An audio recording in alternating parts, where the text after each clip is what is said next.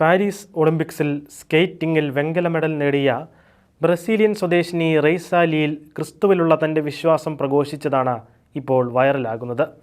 യേശുവാണ് വഴിയും സത്യവും ജീവനുമെന്നാണ് മത്സരത്തിന് തൊട്ടുമുൻപ് ആംഗ്യഭാഷയിലൂടെ ഈ 16-കാരി പ്രഖ്യാപിച്ചത്. ഒളിമ്പിക്സിൻ്റെ നിയമം അനുസരിച്ച് ഒരു തരത്തിലുള്ള രാഷ്ട്രീയമോ മതപരമോ വംശീയമോ ആയ നീക്കങ്ങൾ അനുവദനീയമല്ല.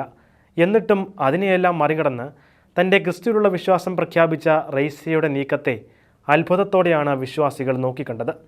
അതിനു പുറമെ കുരിശാകൃതിയിലുള്ള ഒരു മാല ധരിക്കുകയും ട്രാക്കിലേക്ക് കയറുന്നതിന് മുൻപ് അത് ചുംബിക്കുകയും ചെയ്തു.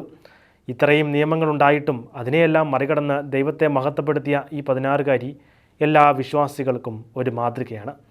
അതേസമയം ബ്രസീലിയൻ സർഫറായ ചമ്പിനോ തൻ്റെ സർഫിംഗ് ബോർഡിൽ യേശുക്രിസ്തുവിൻ്റെ ചിത്രം ആലേഖനം ചെയ്തത് നിയമത്തിനെതിരെയാണെന്ന് ചൂണ്ടിക്കാട്ടിയതിൻ്റെ ഫലമായി അവസാന നിമിഷം അദ്ദേഹത്തിന് സർഫിംഗ് ബോർഡ് മാറ്റേണ്ടി വന്നിരുന്നു.